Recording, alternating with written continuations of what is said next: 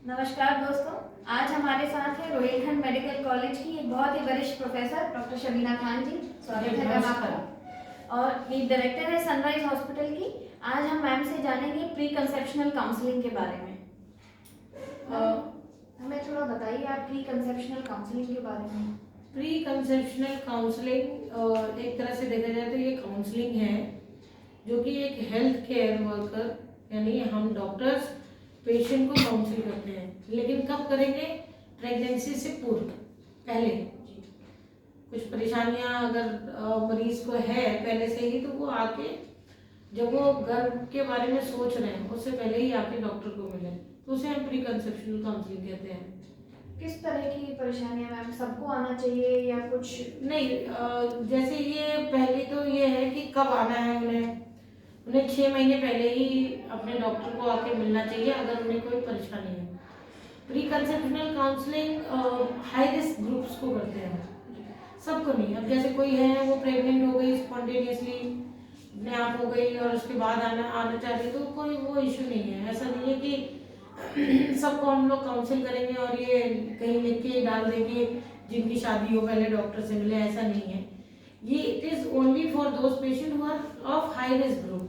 High risk का मतलब ये है कि अगर उसे डायबिटीज है, हाइपोथायरॉयडिज्म है, हाइपरथायरॉयडिज्म है, कोई स्मोकिंग कर रहे हैं या अल्कोहल इनटेक, ठीक है, और या अगर ओबीज है, पेशेंट बहुत मोटा है, और अगर मान लीजिए कोई ड्रग्स ले रही हो, ड्रग्स मतलब कोई दवाइयों पे हो, जैसे किसी को एपिलेप्सी की परेशानी होती है तो एंटी एपिलेप्टिक देते हैं, और अगर किसी को मान लीजिए और कोई दवाई, कोई किसी भी टाइप की दवा ले रही हो तो पहले से ही उसकी चल रही हो जो दवाइयाँ, उसके लिए ज़रूरी हो जाता है ये चीज़।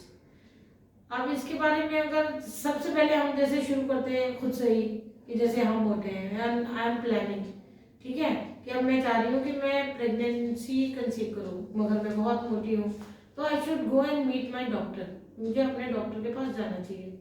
मुझे अपना वजन प्रेगनेंसी करने से पहले ही कम करना होगा, ताकि प्रेगनेंसी के टाइम पे जो मोटापे की वजह से परेशानियां होती हैं, जैसे प्री एक्लेम्शिया हो गया, डायबिटीज हो गया, ऑपरेशन के बहुत चांसेस होते हैं, बच्चा बहुत मोटा होता है, बच्चा फंसने के चांसेस रहते हैं, बच्चे की डिलीवरी में दिक्कत होती है, तो ये सारी चीज़ें ना हो तो मुझे पहले ही मिलना होगा।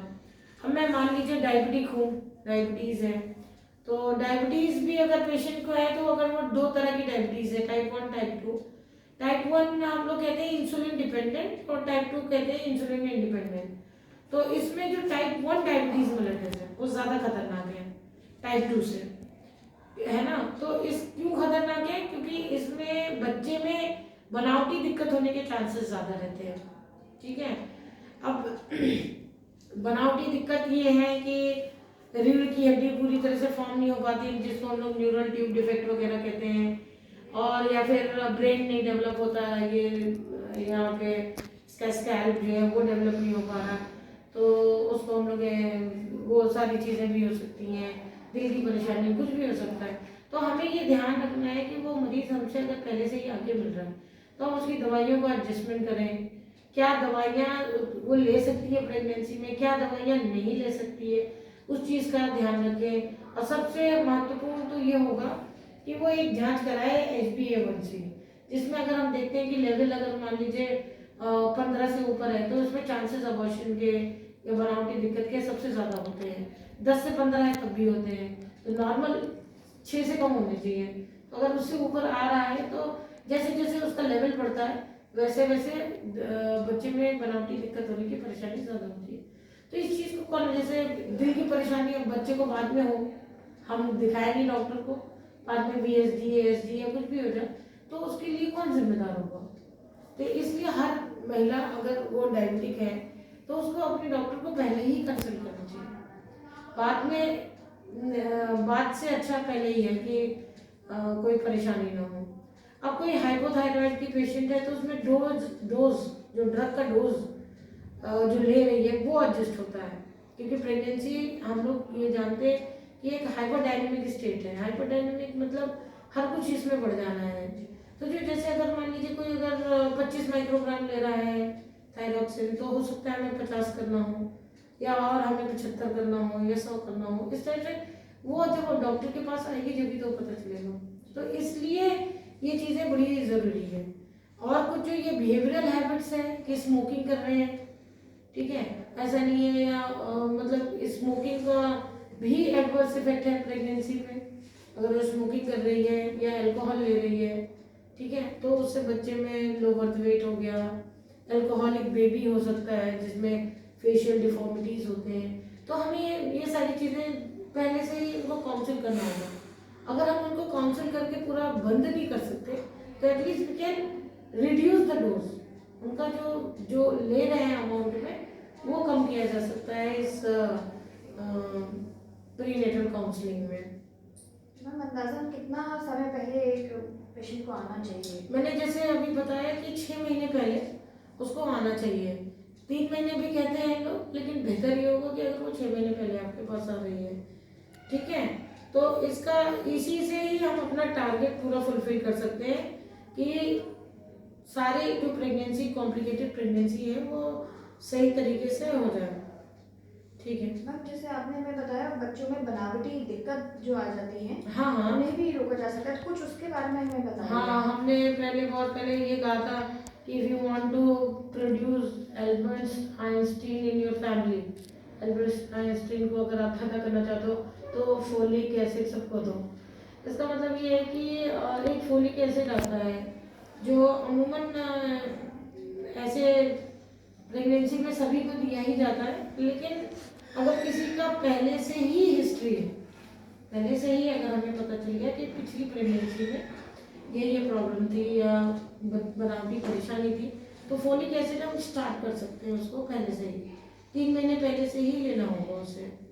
अब वो हम ये बोल देते हैं कि अगर कोई हिस्ट्री है तो वो 4 mg के करीब ले लें, पर जो टैबलेट है वो 5 mg की आती है, तो 5 mg वो आराम से ले सकती है, 3 महीने पहले से ही शुरू कर दें।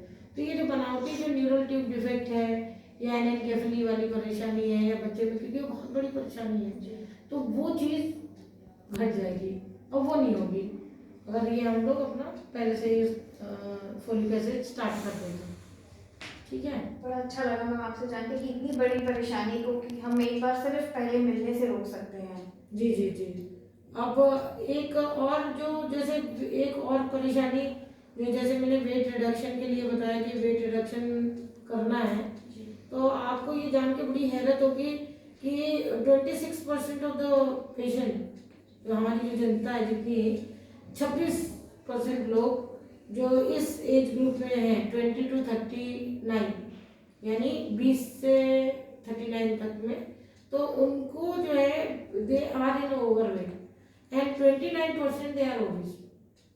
तो ओबेसिटी एक परेशानी है। आप मुझे ही देख लो, मैं भी एक ओबीस हूँ, मैं भी आगे अगर प्लान करते हैं तो हमें भी सोचना पड़ेगा।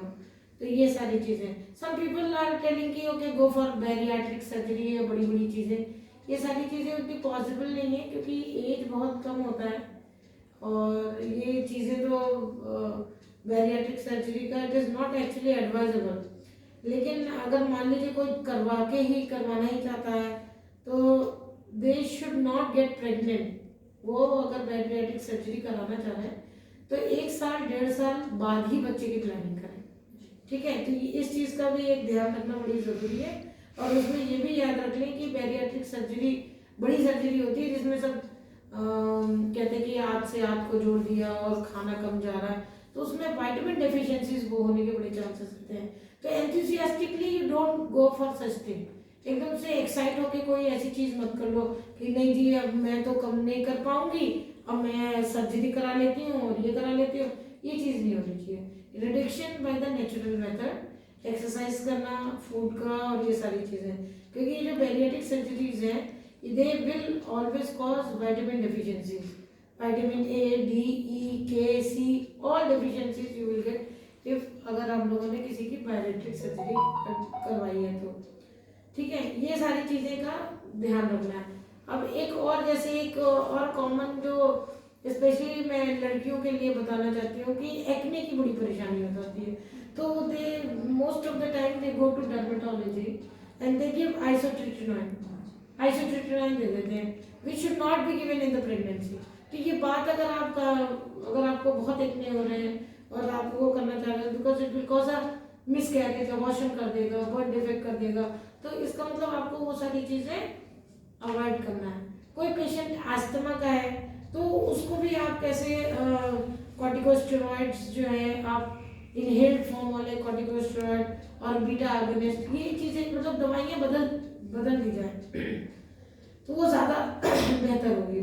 और डायबिटीज़ के बारे में आपको मैंने बता ही दिया कि कितने % रिस्क रहता है और क्या क्या कैसे कैसे करना है। अगर मान लीजिए कोई